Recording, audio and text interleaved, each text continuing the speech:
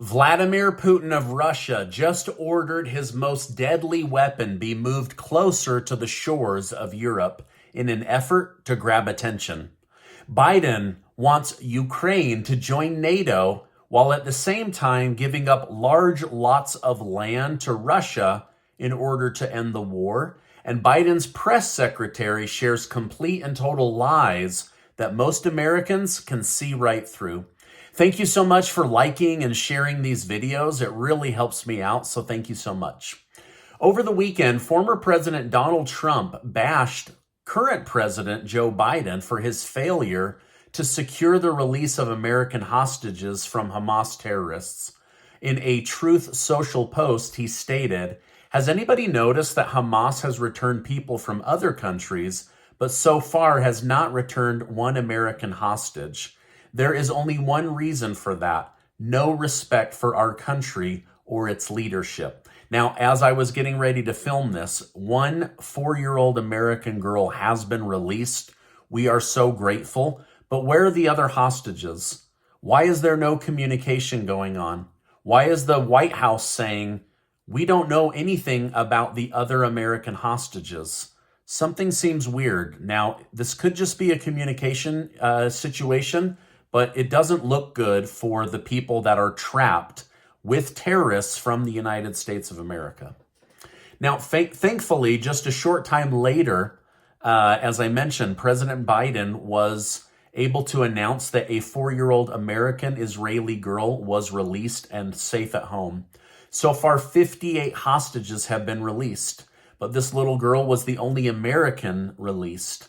After her safe return, White House National Security Advisor Jake Sullivan confirmed there are still 10 Americans remaining in Gaza, but we have no communication with them or with their situation. Now, on the humanitarian side of this horrible situation, there is a fighting pause. President Biden claimed that over 200 aid trucks are going into Gaza each and every day to deliver supplies to those who are in need. During a press conference, Biden stated, "We've moved approximately 200 aid trucks into Gaza each day, loaded with food, water, medicine, fuel, and cooking gas. More is needed, but this deal is delivering life-saving results. Critically needed aid is going on, and hostages are coming out." So there is some positive news coming out of this horrible situation. Now, both sides appear to be satisfied with how the pause is going so far, as the White House has just announced that Israel has agreed to do an additional 2 days of ceasefire in exchange for 20 more hostages. I personally don't think Israel is too concerned about giving Hamas time to prepare for future attacks because they are confident in their military strength. So right now, it seems their goal is get as many hostages back, and then they will resume their attack on Gaza. While the war is between Gaza and Israel, the consequences are being felt all over the world. Just last week, I reported that American bases in Iraq and Syria were under attack, and it seems to be escalating. Now I'm reading about Palestinians being attacked in the United States that had nothing to do with this, simply because there's fear from both sides, both anti-Semitic and anti-Islamic information being passed all around the country. Since my last update, America has retaliated by targeting facilities operated by a Shia militia group affiliated with Iran. The U.S. reportedly used airstrikes which killed 8 people, according to the militia group. Iraq responded harshly to the attack by stating, "We vehemently condemn the attack on Jerf al-Nasar, executed without knowledge of Iraqi's government agencies." So unfortunately, things just continue to go back and forth, and it's really, really awful. Now, are you sick and tired of reading or hearing about stories of government leaders getting rich off of insider trading, bribery, or political favors? Recently, I exposed that Michelle Obama was paid $700,000 for a 1-hour speech. Now, you can't look me in the eye and tell me that that wasn't buying access to her husband.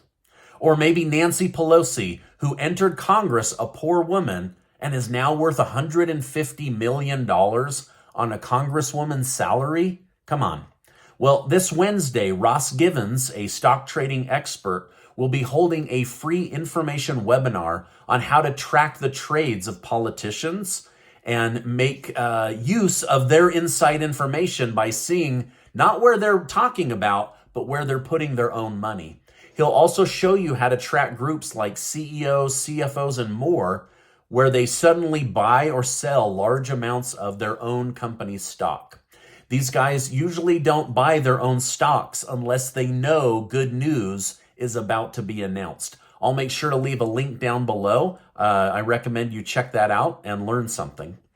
Now, as you know, Donald Trump is on trial to decide whether he incited the January 6th Capitol breach or had any connection to white supremacy groups or private militias. The attorney going against him, Jack Smith, is fighting hard to keep cameras out of the courtroom so that we're not able to see in the trial what they are doing or saying to Donald Trump. On top of that, a judge has just today blocked Donald Trump's legal team from accessing footage and testimonies from people that were there on January 6th.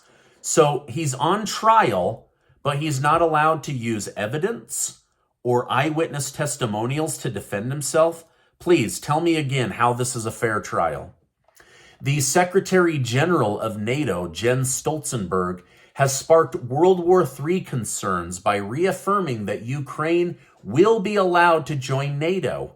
However, Stoltenberg likely anticipated these concerns and made sure to clarify that this act would not be any time in the near future.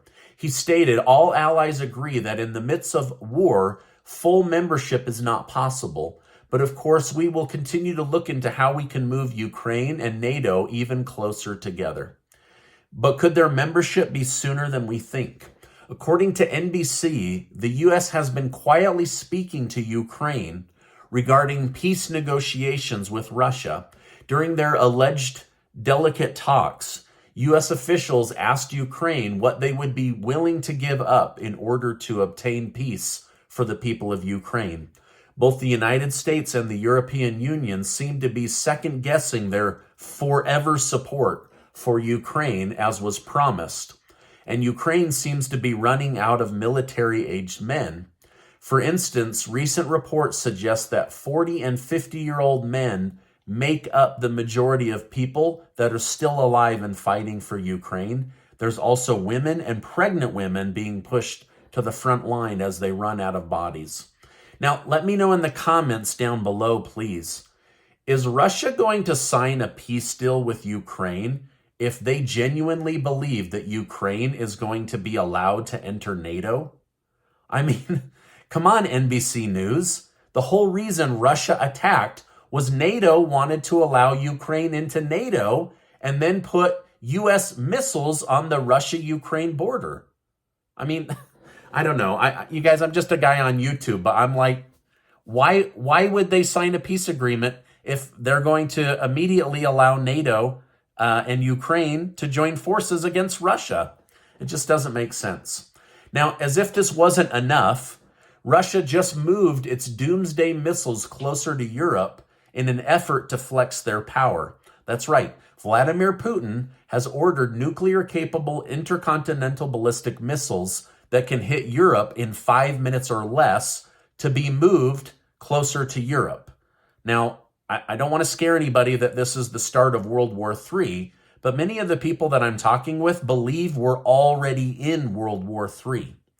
Now, speaking of the Russia military, Putin has just ordered an increase on the Russia military budget by 25% over the next 3 years, which means, based on putting your money where your mouth is, these guys are ramping up to stay at war with Ukraine, at least for the next 3 years, maybe longer. Now, Russia's military and military support is in full operation, similar to when the United States ramped up production as she was getting ready to enter World War II. I mean, these guys are producing weapons 24 hours a day. They've got over 700,000 reserve people just waiting for Putin's orders. It's crazy. All right, now this coming Thursday, Fox News and Sean Hannity will host a debate between California Governor Gavin Newsom and Florida Governor Ron DeSantis. We've never seen anything like this. However, some say that this is an opportunity for Gavin Newsom to prove to the nation that he's ready to take over for Biden and be the next president. While at the same time, we know for a fact this is Ron DeSantis' opportunity to try to catch up to Donald Trump in the polls. Now, speaking of Trump, new polling data out might sink Biden's chances of winning. Economy is always the number one thing on most people's mind, and a new poll shows that 53% of Americans believe they were financially better off under Donald Trump's leadership. Even if they didn't like him, they had more money, while only 33% of people believe they are better off financially under Joe Biden. Now, Peter Doocy of Fox News roasted Karine Jean-Pierre at the White House today. He said, "Why do you keep telling people life is better and more affordable under Biden when you know that isn't true?" She responded to Doocy by saying, "We take kitchen table issues seriously, and Biden is going to get prices down." To which Peter Doocy said, "Come on, no one outside of this room believes that." So I'd like to hear from you outside of the White House press secretary's room. Do you believe that President Biden is going to be able to lower the price of gas and food and clothes? Or are we stuck with this? Also, let me know, were you financially better off under Trump or under President Joe Biden? Let me know your thoughts down below. Now, before you go, I want to remind you that you are amazing. Hey, I appreciate you stopping by. If you would, please give this video a like and hit that subscribe button. We're trying to get to 1.5 million amazing subscribers, and I need you to help me get there. So thank you so much. Now, I'm going to put an important video right here and also right here. Also that link to learn how to trade like politicians and CEOs. Hey, thanks so much, and I will see you on the next video.